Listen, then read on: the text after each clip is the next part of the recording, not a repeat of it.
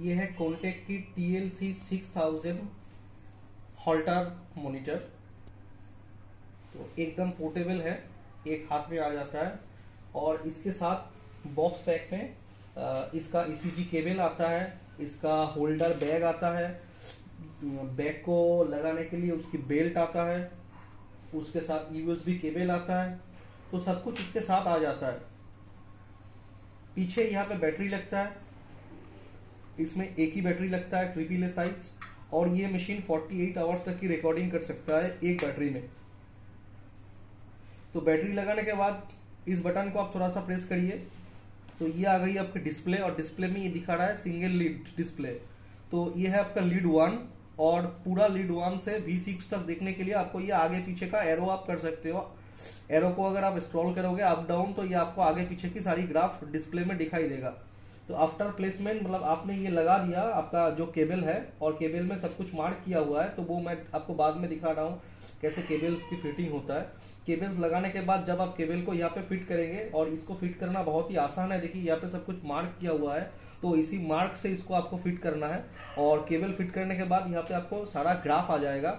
और सारा ग्राफ जब आ जाएगा आप एक एक करके सारा ग्राफ को चेक कर लीजिए। जब आपको लगेगा कि आपका सारा ग्राफ सही है तो उसको स्टार्ट करने के लिए ये जो मार्क वाला बटन है इसको आप कुछ देर प्रेस करके होल्ड करिए। इसको प्रेस करके होल्ड करने से ऑटोमेटिक इसका रिकॉर्डिंग स्टार्ट हो जाता है। देखिए आ गया स्टार्ट रिकॉर्डिंग, इसका मतलब। और इसके बाद क्या होगा, डिस्प्ले बंद हो जाएगा।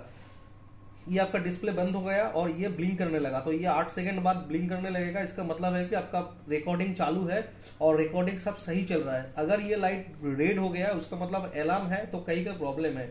अगर ये लाइट 8 सेकंड बाद ब्लिंक करता है इसका मतलब अभी आपका रिकॉर्डिंग सब सही चल रहा है।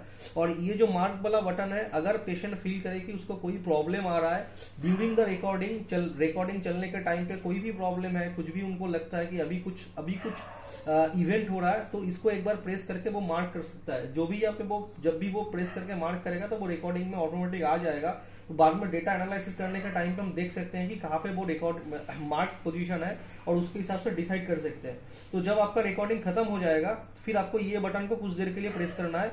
ये डिस्प्ले आएगा कि long press mark button to stop recording. तो इसको जब ये जब आपका डिस्प्ले पे रहेगा तब आपको इसको लॉन्ग प्रेस करना है, तो आपका रिकॉर्ड फिनिश हो जाएगा। अब जब आपका रिकॉर्ड फिनिश हो जाएगा उसके बाद आपको क्या करना है, मशीन को बंद करना है। और मशीन को बंद करने के लिए ये वाला बटन को कुछ देर दबा के रखने से मशीन बंद हो जाता है। और इसी पावर बटन को अगर आप एक बार दबाएंगे तो ये सिस्टम सेटिंग पे आ जाता है। यहाँ पे आपको सिस्टम सेटिंग में अप डाउन करेंगे तो ये आ जाता है आपका system setting, time setting. Before set every patient, मतलब हर पेशेंट को देने से पहले आपको एक बार टाइम सेट कर लेना चाहिए ताकि टाइम का सही वहां पे ग्राफ के साथ आपका मैच हो। सेटिंग में कुछ भी सेटअप में जाने के लिए अप एंड डाउन की, और उसमें जाने के लिए मार्क वाला बटन, और इसको चेंज करने के लिए अप एंड डाउन की। और जब आपका कंप्लीट हो जाए तो फिर मार्क वाला बटन दबा के आप आ जाइए बाहर। अब फिर इसको एक बार दबाइए तो ये आ जाता है डिस्प्ले में। अब जब आपका रिकॉर्डिंग फिनिश हो गया तो पहले मशीन को आप ऑफ करिए। मशीन को ऑफ करने के बाद ये पीछे देखिए यहाँ पे आपका USB पॉइंट है।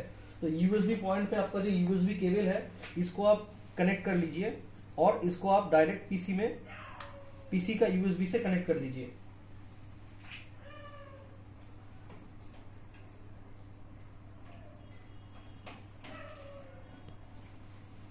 ये देखिए ये कनेक्ट हो गया पीसी से, और इसमें दिखा रहा है कि कनेक्ट टू पीसी, मतलब अभी ये पीसी के साथ कनेक्टेड है।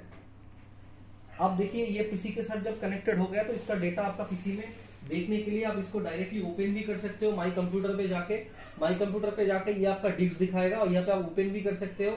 और अगर इसको आपको डायरेक्ट एनालाइज करना है तो आप यहाँ पे आके इसको डायरेक्ट यहाँ से एनालाइज भी कर सकते हो।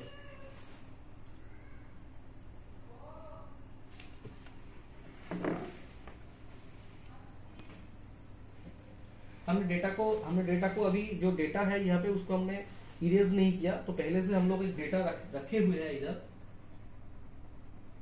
ये है हमारे डेटा।